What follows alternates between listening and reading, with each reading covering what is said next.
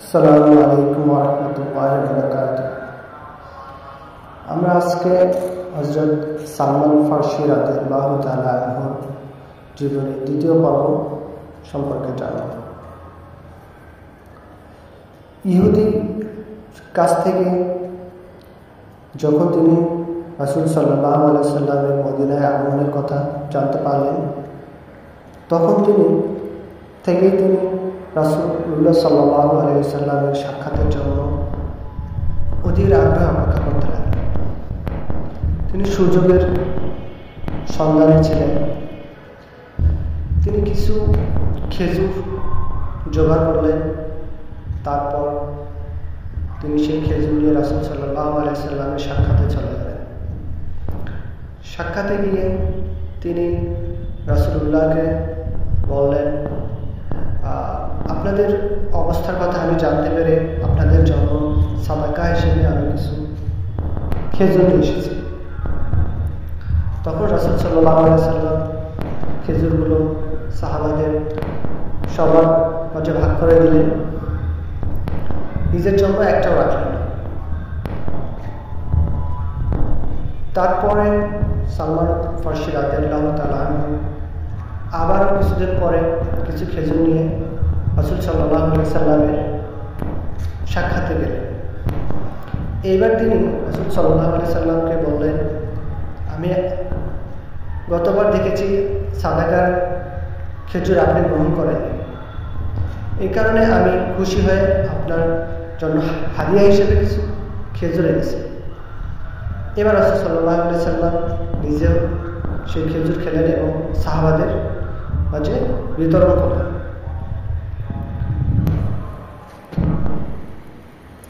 সালমান ফারসি রাদিয়াল্লাহু তাআলা আনহু আমরিয়ার পাদ্রী থেকে রাসূল সাল্লাল্লাহু আলাইহি ওয়াসাল্লামের বৈশিষ্ট্য সম্পর্কে যে বিষয়গুলো জানতে পারছিলেন, তিনি সাদাকার খেজুর নিজে গ্রহণ করেন না, কিন্তু হাদিয়া গ্রহণ করেন। এই দুটি বৈশিষ্ট্য রাসূল সাল্লাল্লাহু আলাইহি ওয়াসাল্লামের সঙ্গে মিলে গেল। তাই তিনি তৃতীয় বৈশিষ্ট্য, যেটা আমরিয়ার পাদ্রী তাকে বলেছিল যে রাসূল সাল্লাল্লাহু আলাইহি ওয়াসাল্লামের পিঠ মোবারকে খতমে নবুয়তের চিহ্ন থাকবে, তো তিনি রাসূল সাল্লাল্লাহু আলাইহি ওয়াসাল্লামের পেছনে গিয়ে বারবার দেখার চেষ্টা করলেন সেই খতমে নবুয়তের চিহ্ন, কিন্তু তিনি সেটা দেখতে সক্ষম হলেন না। কিন্তু রাসূল সাল্লাল্লাহু আলাইহি ওয়াসাল্লাম তার এই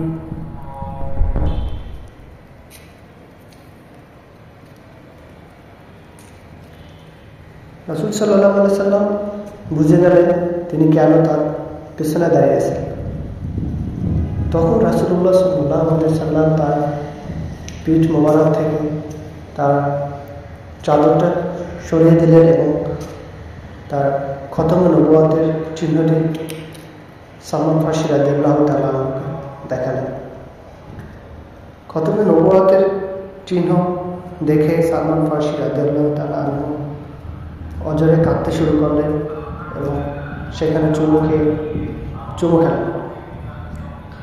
তখন রাসূল সাল্লাল্লাহু আলাইহি ওয়াসাল্লামের কাছে সালমান ফারসি রাদিয়াল্লাহু তাআলা আনহু তার জীবনের এই দীর্ঘ সংগ্রামের কথা বর্ণনা করলেন। এরপর থেকে রাসূল সাল্লাল্লাহু আলাইহি ওয়াসাল্লাম সালমান ফারসি রাদিয়াল্লাহু তাআলা আনহুকে অন্যান্য সাহাবীদের তার এই ঘটনা সম্পর্কে বলতে উৎসাহ প্রদান করলেন। এরপর সালমান ফারসি রাদিয়াল্লাহু তাআলা আনহু তার সারা জীবন রাসূল সাল্লাল্লাহু আলাইহি ওয়াসাল্লামের খেদমতে কাটিয়ে দিলেন এবং রাসূল সাল্লাল্লাহু আলাইহি ওয়াসাল্লাম থেকে জ্ঞানের সুদাম আহরণ করতে লাগলেন। সালমান ফারসি রাদিয়াল্লাহু তাআলা আনহু খন্দকের যুদ্ধে খুবই গুরুত্বপূর্ণ ভূমিকা পালন করেন। মুশরিক বাহিনীরা মদিনা থেকে ইসলামকে নিশ্চিহ্ন করে দেওয়ার জন্য হাজার হাজার সৈন্য নিয়ে মদিনা ঘেরাও করে। তখন সালমান ফারসি রাদিয়াল্লাহু তাআলা আনহু রাসূল সাল্লাল্লাহু আলাইহি সাল্লামকে পরামর্শ দিলেন যে মদিনার প্রতিরক্ষা যেদিকে সবচেয়ে দুর্বল সেদিকে খন্দক মানে গর্ত খনন করতে, যাতে কাফেররা সহজে মদিনায় প্রবেশ করতে না পারে। তো তার এই যুদ্ধ কৌশল খন্দকের যুদ্ধে খুবই গুরুত্বপূর্ণ ভূমিকা পালন করল এবং কাফের বাহিনী 17 দিন পর্যন্ত খন্দকের ওপারে অপেক্ষা করতে লাগলো, কিন্তু তারা মদিনায় প্রবেশ করতে পারল না। 17 দিন পরে আল্লাহর পক্ষ থেকে তাদের জন্য আযাব আসলো, প্রবল ঝড়ে তাদের সমস্ত তাবু সবকিছু ছিন্ন বিচ্ছিন্ন হয়ে গেল। তারপর তারা সেখান থেকে মক্কায় পালিয়ে গেল। এভাবে মুসলমানরা খন্দকের যুদ্ধে জয়লাভ করল। সালমান ফারসি রাদিয়াল্লাহু তাআলা অবশেষে সারা জীবন রাসূল সাল্লাল্লাহু আলাইহি সাল্লামের ইসলামের খেদমতে কাটিয়ে দিলেন। তিনি কুফায় মাদায়েনে তার শেষ নিঃশ্বাস ত্যাগ করেন।